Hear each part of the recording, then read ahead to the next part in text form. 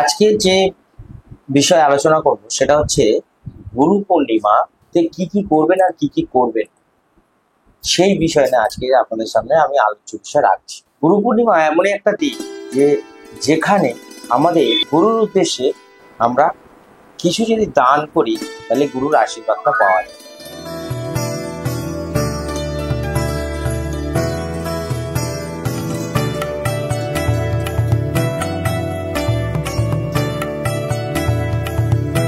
নমস্কার আর আরো মহাদেব। গুরু পূর্ণিমার দিনে যদি আমরা গুরুর উদ্দেশ্যে কিছু উপঢৌকন বা কিছু গিফট বলতে পারি, গুরুকে প্রদান করি বা দান করি বা গুরুকে আমরা যদি দিই গুরুর উদ্দেশ্যে, তাহলে গুরুর যে আশীর্বাদ সেটা আমরা অনেকটা বেশি লাভ করতে পারি এই গুরু পূর্ণিমাতে।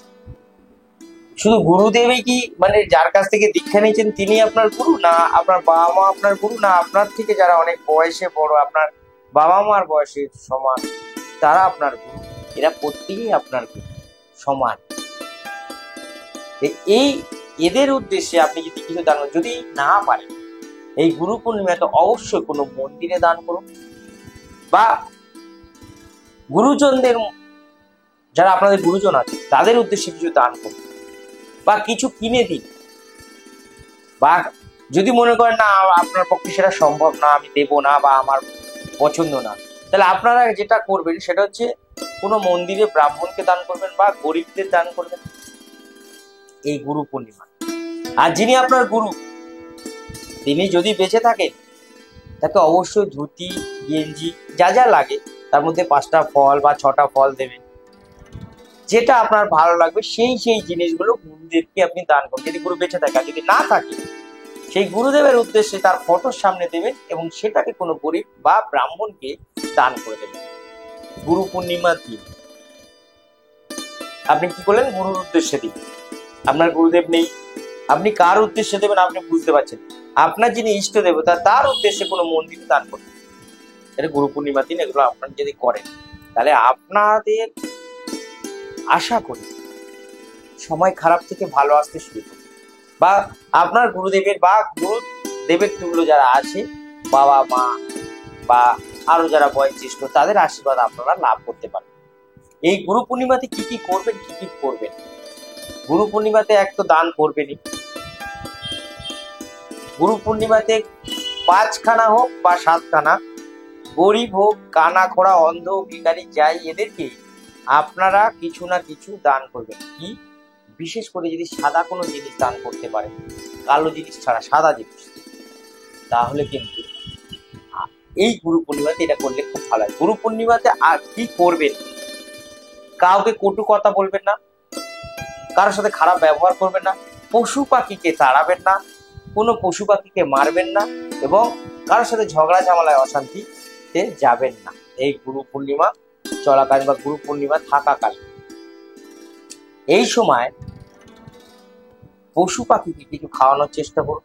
বিশেষ করে এই গুরু পূর্ণিমাতে যেমন গুরুদেবের উদ্দেশ্যে দান করবেন তেমনি আপনাদের মাছকে যদি খাওয়াতে পারেন খুবই ভালো।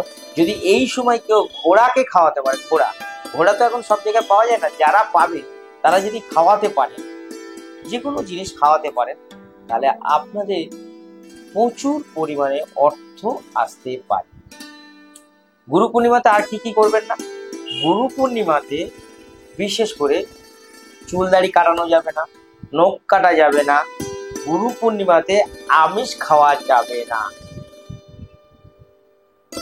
বা কোনো মাংস জাতীয় খাবার মাছ জাতীয় খাবার এই গুরু পূর্ণিমাতে অবশ্যই খাবেন, এগুলো বাদ থাকবে। এই সময় গুরু পূর্ণিমার সময় ভুল করেও কোনো গাছ তুলবেন না, গাছ লাগাবেন না গুরু পূর্ণিমা চলাকালীন। গুরু পূর্ণিমা চলাকালীন তুলসী গাছ আপনারা হাত দেবেন না, তুলসী গাছ তুলবেন না, তুলসী গাছের জলও দেওয়া দরকার নেই আগের দিন। হ্যাঁ, জল দেওয়া যেতে পারে গাছের উপরে ছিটিয়ে, গাছের গোড়ায় না গুরু পূর্ণিমার দিন। গুরু পূর্ণিমাতে যেটা করবেন সেটা হচ্ছে গুরুকে যখন যে জিনিসটা দেবেন, আপনারা গুরুদেবের কাছ থেকে একটা টাকা কয়েন নিয়ে নেবেন, নিয়ে সেটাকে আপনার মানি ব্যাগে হোক বা ক্যাশ বাক্সে হোক বা যেখানে টাকা পয়সা সেখানে রাখবেন। দেখবেন 100% এই গুরু পূর্ণিমা চলাকালীন গুরুদেবের আশীর্বাদ তো পাবেনই পাবেন, এবং আপনার উপরে ভগবানের আশীর্বাদও অবশ্যই থাকবে। এগুলো গুরু পূর্ণিমাতে করবেন, আর যেগুলো করবেন না সেগুলোও বলে দিলাম। অবশ্যই এগুলো করবেন, আপনাদের ভালো ফল অবশ্যই লাভ।